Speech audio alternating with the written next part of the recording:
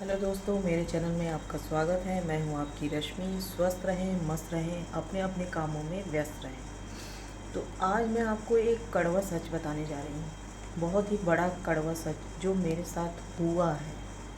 वो क्या है कि आज से करीबन 5-6 साल, 6 या 7 साल पहले की बात है, 2019 की। 2019 में मेरी 11 दिसंबर को शादी हुई, कोर्ट मैरिज, है ना। क्योंकि उस समय कोविड चल रहा था, मतलब वो मतलब करोना का टाइम था उस समय। तो वैसी शादियां हम लोग नहीं कर सकते थे। बस अपने परिवार के कुछ लोग हों, मंदिर में हम लोग ने पहले कोर्ट मैरिज करी, फिर उसके बाद फिर हम लोग मंदिर में गए, मंदिर में शादी करी, पूरे विधि विधान से जैसी शादी होती है वैसे ही हम लोग ने शादी करी। और उसके बाद फिर हम अपने ससुराल आ गए। और मेरा ससुराल है भोपाल में। और मेरे हस्बैंड ने मेरे साथ बहुत बड़ा चीट किया। सबसे पहले तो मतलब शुरुआत में ही झूठ पे झूठ बोला जा रहा था कि हम लोगों के 2 मकान हैं, एक गांव में है और एक भोपाल में है। हम लोगों ने ज़्यादा जांच पड़ताल नहीं करी क्योंकि वो बहुत ही सिंपल परिवार के दिखते थे वैसे भी। और ऐसा लगता था कितने सीधे साधे और भोले भाले लोग हैं इन लोग, और वो लोग उतने ही बेकार निकले, है ना। मैं आगे आपको हर एक एक चीज़ बताऊंगी, एक एक चीज़ बताऊंगी। उन्होंने मुझसे शादी क्यों करी? वो इसलिए करी कि वो चाहते थे कि मैं जो मतलब अपने घर पे ये जो मम्मी का मकान है वो मैं बेच कर उसको सारे पैसे दे दूँ। क्यों?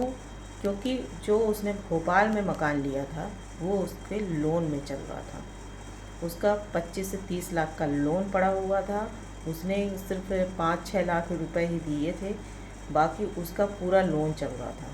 अब वो चाहता था कि मैं नौकरी करूं, कमाऊं और उसका घर पालूं, क्योंकि उसके तो औकात थी नहीं मुझे पालने की। तो वो चाह रहा था कि मेरे पूरे परिवार को ये पाले, नौकरी करे और मतलब सारी चीज़ें करे, घर का भी काम करे, नौकरी भी करे और उसको पैसे भी ला के दे, अपना घर बेच कर दे उसको पैसे, है ना। शुरू शुरू में मुझे पता नहीं चला कि जब पहली बार जब मैं उसके घर गई तो मुझे दूसरे दिन इस बात का पता चला कि ये घर लोन पे पड़ा हुआ है। तो मुझे बहुत गुस्सा आया। मैंने उससे बोला कि तुमने मुझे ये बात क्यों नहीं बताई? तो कहता है कि अगर मैं तुम्हें ये बात बता देता तो तुम मुझसे शादी कभी नहीं करती। तो सही बात है, अगर मुझे पता होता कि तुम्हारे ऊपर इतना कर्जा है तो मैं तुमसे शादी कभी नहीं करती। और मकान वो किस लिए ख़रीदा था आपको पता है?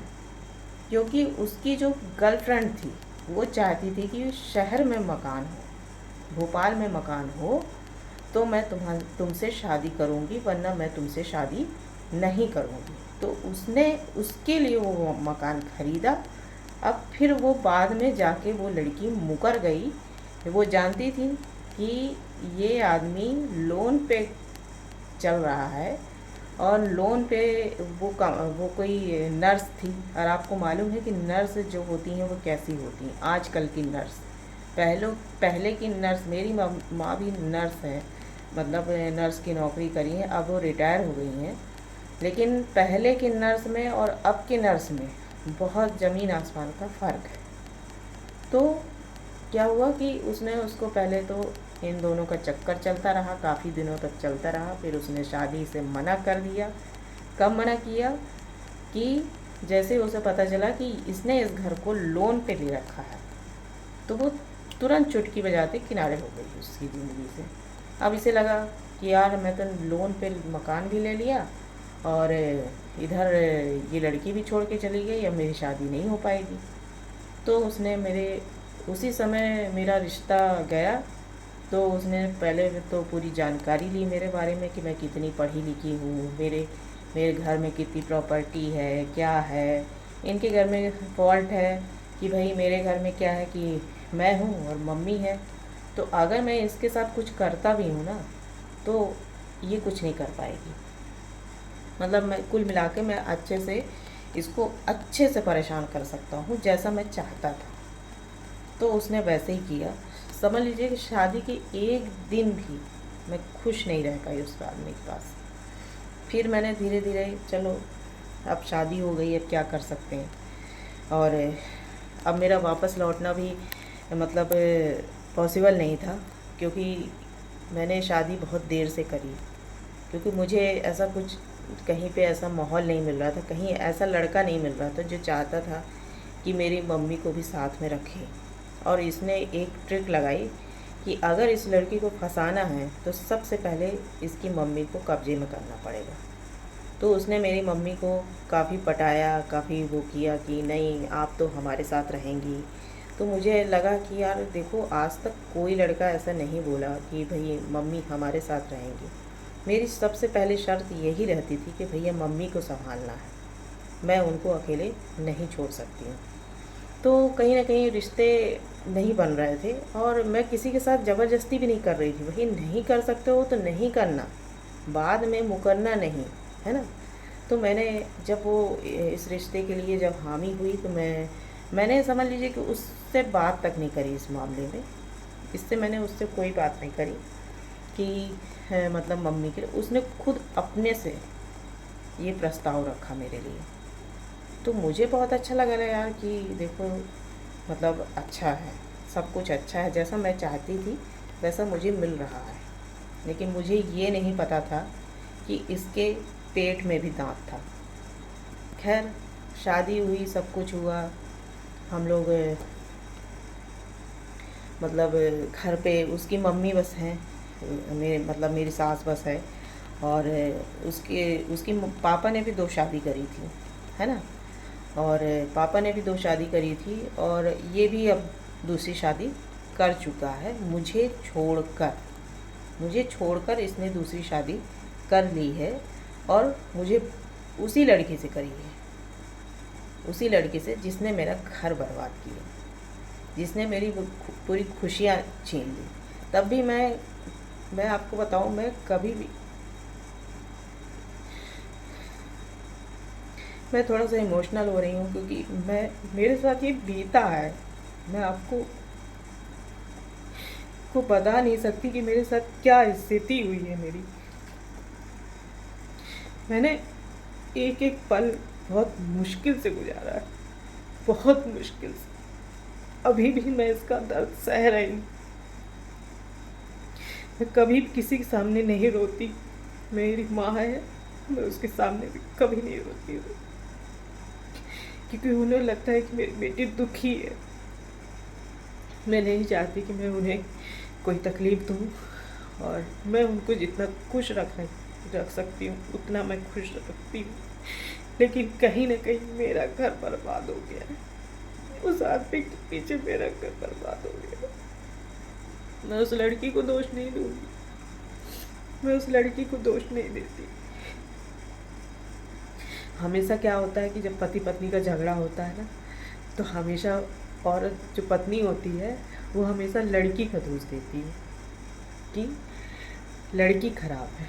एक्चुअली लड़की ख़राब तो होती ही है, मैं जानती हूँ कि आजकल की लड़कियाँ भी ख़राब होती हैं, लेकिन उसमें पूरा दोष हमारे आदमी का होता है, क्योंकि वो जानते हुए भी कि मैं शादीशुदा हूँ, मेरे बच्चे हैं। ठीक है, मेरे बच्चे नहीं थे, हमारी शादी को सिर्फ 4 महीने ही हुए थे। मैंने जैसे तैसे संभालने की बहुत कोशिश करी कि नहीं ऐसा नहीं करना है तुमको, लेकिन वो नहीं माना। आखिरकार उसने मुझे छोड़ दी, और अब वो उसके साथ शादी कर लिया है। लेकिन मैंने उसके लिए केस कर दिया यहाँ पे, मैं भी गुस्से में आके, और मैंने सोचा कि शायद मैं केस करूँगी तो ये संभल जाएगा, छोड़ देगा उसको, है ना, क्योंकि शादी तो उस समय तो शादी हुई नहीं थी। मैंने सोचा कि ये शायद वापस आ जाए, मैं चाहती थी कि ये वापस आ जाए, लेकिन वो नहीं आया। आखिर वो उसके चंगुल में पूरी तरह फंस गया और मेरी ज़िंदगी पूरी तरह बर्बाद कर दी। मैं कभी माफ़ नहीं करूँगी, मैं कभी माफ़ नहीं करूँगी ऐसे आदमी को जिसने मेरी पूरी ज़िंदगी तबाह कर दी। आपको पता है कि मेरा कोई नहीं, मेरी सिर्फ एक माँ, तो मैं अकेली।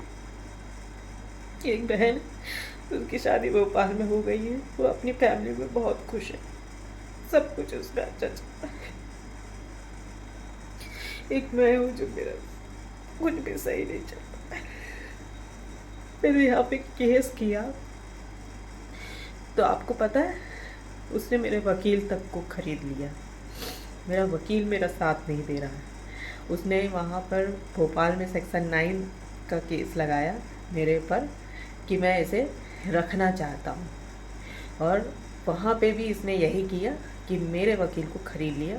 मेरा वकील मुझे घुमा रहा था। अरे तुमको ये नहीं पता कि किस कमरे में हमारा केस चल रहा है? मुझे धीरे धीरे समझ में आ गया कि ये आदमी मेरे साथ चीटिंग कर रहा है, तो मैंने उस वकील को तुरंत दूसरी बार में दूसरा वकील किया और वो केस वहीं का वहीं ख़त्म हो गया। अब यहाँ का केस ऐसे चल रहा है जैसे नील पटा सन्नाटा, कोई उसमें रिस्पॉन्स नहीं है। बस आप पेशी में जाइए और फिर 2 महीने 4 महीने की पेशी मिलती है। मेंटली मैं कितना परेशान हूँ आप लोगों को नहीं पता, क्योंकि जो इस चंगुल में, ऐसे चंगुल में नहीं फंसता है ना, उसे नहीं पता होता है कि ज़िंदगी नरक बन जाती है। वो तो वहाँ ऐश कर रहा है, लेकिन मैं घुट घुट के मर रही हूँ। मैं आत्महत्या भी नहीं कर सकती हूँ। क्यों? क्योंकि मेरे सामने मेरी माँ है। अगर मैंने कुछ किया तो वो जीते जी मर जाएगी। इसलिए मैं ऐसा कोई कदम नहीं उठाना चाह रही हूँ कि जिससे उसको तकलीफ़ हो, क्योंकि उसने मेरे लिए बहुत कुछ किया मेरे लिए। मैं और आगे उसको दुख नहीं देना चाहती।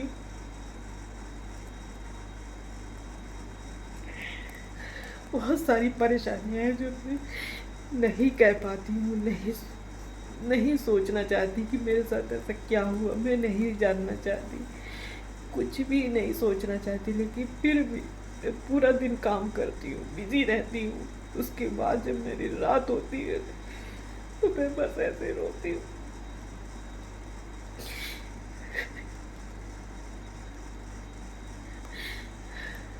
हो सकता है कि ये वीडियो थोड़ा सा बड़ा हो जाए, लेकिन अगर आप लोगों को सपोर्ट रहेगा तो ज़रूर उसको सज़ा मिलेगी। और मैं भगवान से यही कामना करती हूँ, भगवान, मैंने कभी कुछ गलत किसी किसी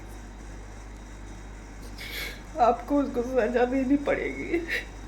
मैं कुछ नहीं कर सकती।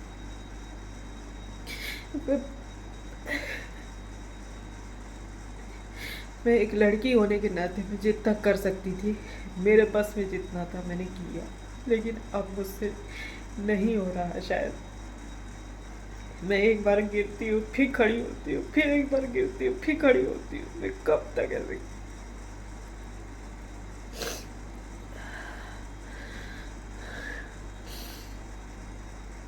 इसीलिए कहती हूँ दोस्तों, कभी भी किसी भी लड़के का ऐसे बिना जाने पहचाने कभी भी किसी से ऐसे शादी मत करो, और कभी भी ऐसे गंदे रिलेशनशिप में कभी मत आओ। और लड़कियों से तो खास कर जब आपको पता हो कि वो लड़का शादीशुदा है, आपको नचा रहा है, आपसे खेल रहा है। कुछ लड़के ऐसे होते हैं, कुछ आदमी ऐसे होते हैं जो सिर्फ खेलते हैं। पत्नी भी वहाँ रहे, वो भी खुश रहे, उसे कुछ पता नहीं चलता कि यार उसका पति क्या करके आ रहा है। और इधर वो दूसरी औरत को भी पटा के रखता है।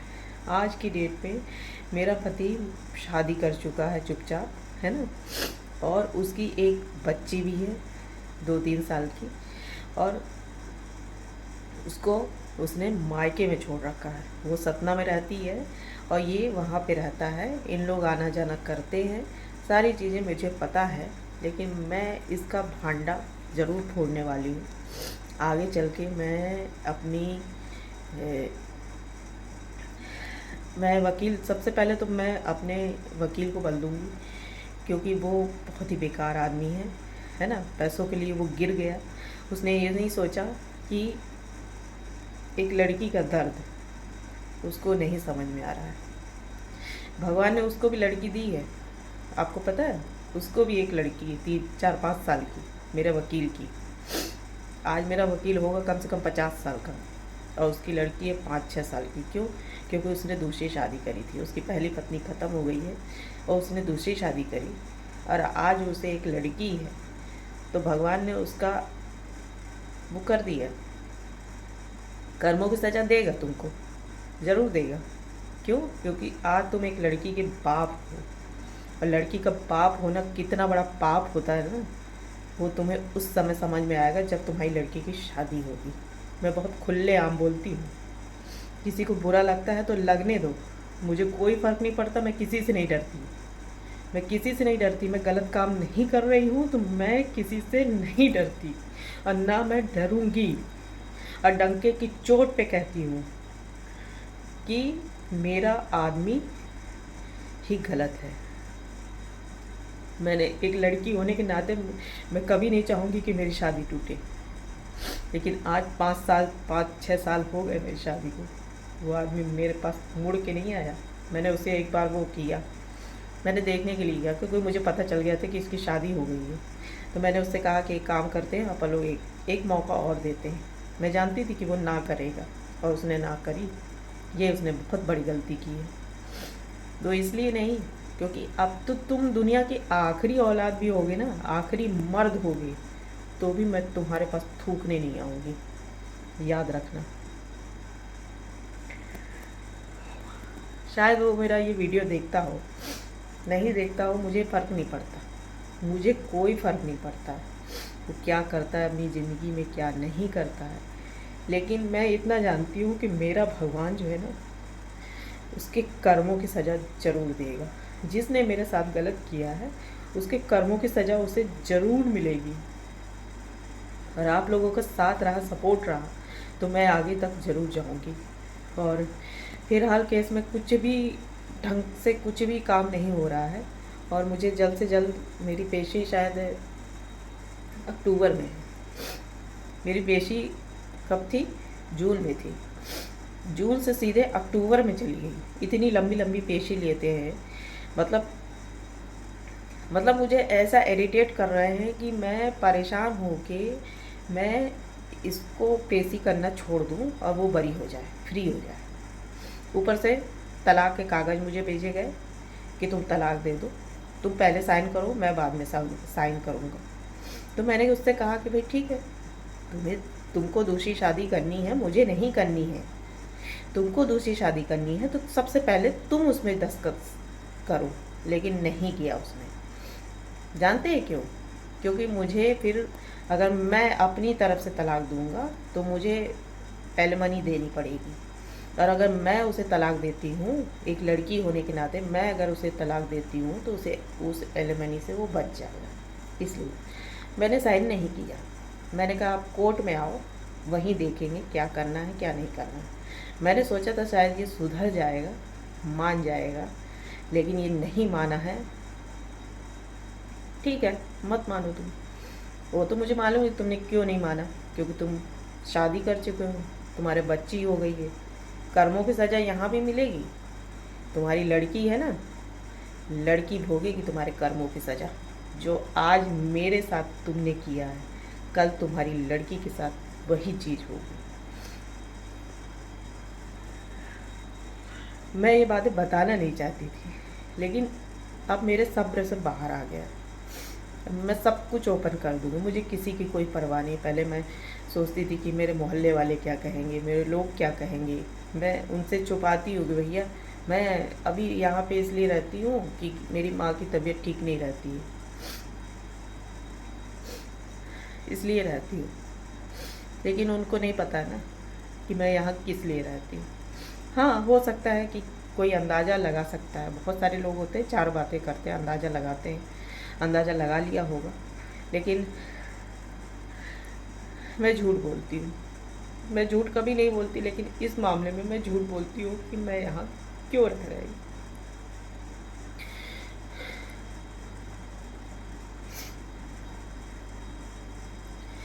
अपने जीवन को नर्क बना दिया उसने, मेरे जीवन को, और अपना जीवन संभाल लिया। अक्सर लड़की के साथ ऐसा होता है कि लड़की गलत ना होते हुए भी गलत हो जाती है, और लड़का सही होते हुए भी गलत नहीं होता है। तो इसलिए आप लोगों से यही निवेदन है कि आप लोग मेरा साथ दीजिए, और मैं इस वीडियो को बहुत ज़्यादा आगे पहुंचाना चाहती हूँ ताकि मेरे साथ इंसाफ हो और मैं अपनी आगे की ज़िंदगी अच्छे से जीऊँ। मैं चाहती हूँ कि मैं इस केस के झमेले से, इस सब चीज़ों के जल्दी से निपटारा हो जाए और ख़त्म करूँ कहानी। मैं तुम्हें तलाक दे दूँगी, तलाक दे दूँगी मैं तुम्हें। मैं नहीं रखना चाहती तुम्हें कि मेरा कलंक, यहाँ पे मेरा कलंक लगा है, ये दाग लगा है, मुझे कभी नहीं छूटेगा। लेकिन मैं छुटाऊंगी। मेरा रिश्ता उसी दिन ख़त्म हो गया था जिस दिन तुमने मुझसे शादी करने के बाद तुम उसके पास गए। मैं उसी दिन विधवा हो गई थी। मैंने अपने गले से मंगलसूत्र हटा दिया, अपनी मांग का सिंदूर हटा दिया, बिछिया हटा दी, सब कुछ हटा दिया। क्यों?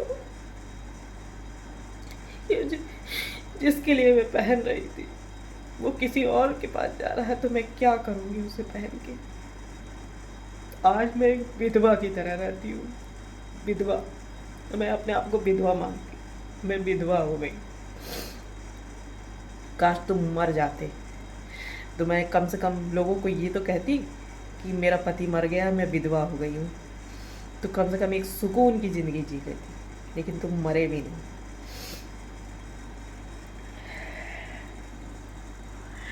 जानते हैं, मैं ये वीडियो रात को 3 बजे शूट कर रही हूँ। मैं बार बार देखती हूँ कि मम्मी कहीं मुझे देख तो नहीं रही, मम्मी कहीं मुझे सुन तो नहीं रही है, क्योंकि मैं नहीं चाहती कि मैं किसी का दिल दुखाऊं, क्योंकि उनको दुखता है। उनकी बेटी दुखी है ना, तो उनको दुखता है। उनको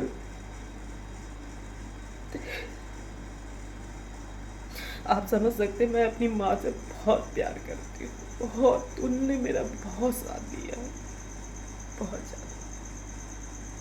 उनका एहसान मैं कभी ज़िंदगी में कभी नहीं चुका पाऊँगी, अगला जन्म भी ले लूँगी तो भी नहीं चुका पाऊँगी। उन्होंने वो मेरा साथ दिया। ठीक है फ्रेंड्स, लगता है कि मम्मी उठ गई है, और आगे की बातें हम लोग आगे वाले वीडियो पे करेंगे। अभी के लिए बस इतना ही काफ़ी है, क्योंकि वीडियो काफ़ी लंबा हो गया है। जिसके लिए मेरे चैनल को लाइक करिएगा, सब्सक्राइब करिएगा। आगे की वीडियो आप लोग ज़रूर देखिएगा। ठीक है फ्रेंड्स, बाय।